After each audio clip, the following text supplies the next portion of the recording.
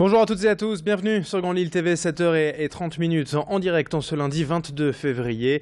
Et merci de votre fidélité, très bon réveil, très bon appétit également si vous prenez votre petit déjeuner avec nous et bon courage si vous partez travailler.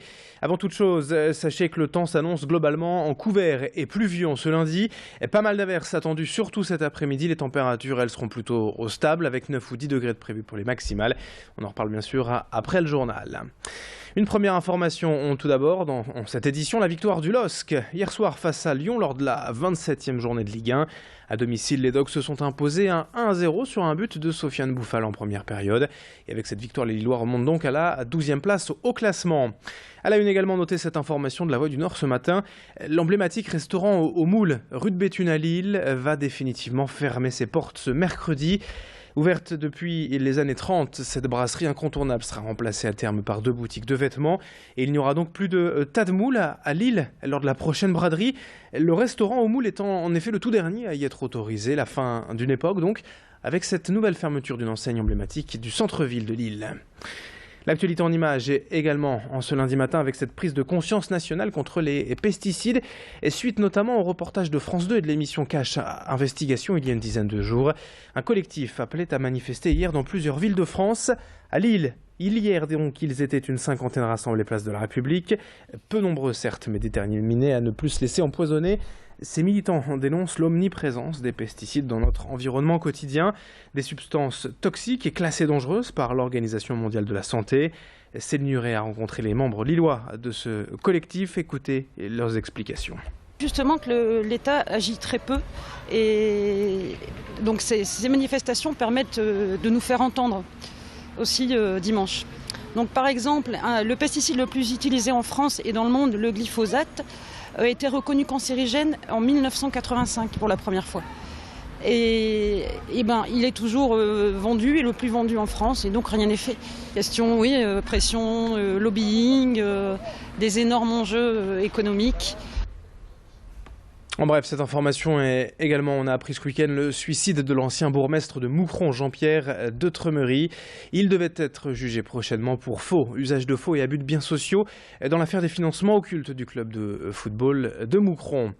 À Calais, un migrant a été blessé par balle ce samedi au cœur de la jungle. On ignore encore les circonstances de cet incident, mais c'est une nouvelle violence, en tout cas en plein camp. Alors que les migrants ont reçu hier la visite d'une star de cinéma, l'acteur anglais Jude Law et d'autres artistes britanniques sont venus soutenir la cause des mineurs isolés.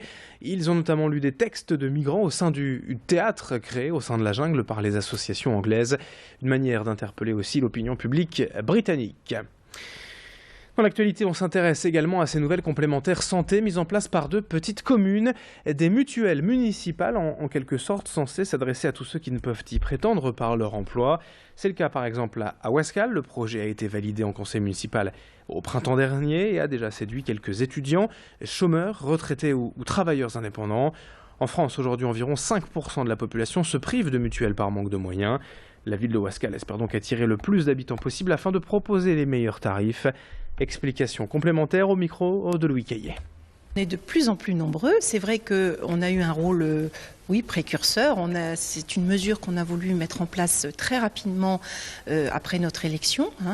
Depuis, beaucoup de communes voisines ou plus lointaines ont adhéré également à ce dispositif. Ce qui est sûr, c'est que lorsque nous l'avons voté, on était à peu près 200 communes, un peu plus de 200 au niveau national.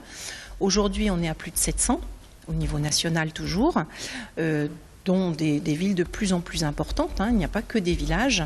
La perspective pour l'année 2016, c'est d'atteindre 1000 communes. Donc oui, c'est un développement assez exponentiel. 7h34 et l'actualité politique également à suivre tout à l'heure à 7h45 dans notre prochaine édition.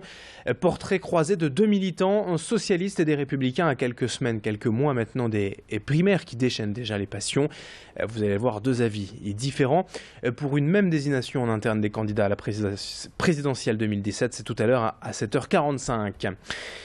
Pour finir ce journal, reportage au sein du centre Oscar Lambret à Lille, spécialisé en oncologie pédiatrique et qui lutte au quotidien donc contre les cancers d'enfants et d'adolescents. Ici, chaque année, plus de 600 jeunes sont suivis et traités par les médecins. La recherche de nouveaux traitements, mais aussi l'accompagnement physique et psychologique font partie du travail des équipes pédiatriques. Il y a par exemple un prof de sport, une enseignante, une assistante sociale et un psychologue pour suivre ces jeunes patients et les aider à garder le contact avec la vie, leur entourage et leurs amis. Présentation de ce service de pointe en détail au micro de Louis Caillet.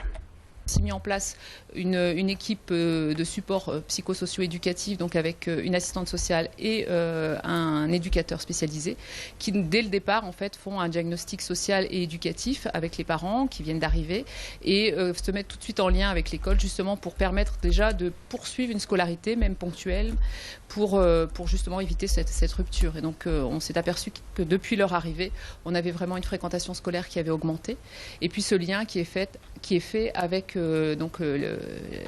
l'enseignante spécialisée, Fanny Rimbaud, avec l'école pour vraiment éviter cette rupture. Les enfants viennent maintenant avec leur sac de classe le matin, ils ont cours le matin et ça se passe bien. Allez, fin de cette édition, 7h36 en direct sur Grand Lille TV. D'autres infos, d'autres images à suivre tout à l'heure, donc à 7h45, lors du prochain point sur l'actualité, le prochain flash. Tout de suite, les prévisions météo et l'infotrafic en direct en temps réel. Grand Lille TV, c'est l'info qui avance avec vous. À tout de suite.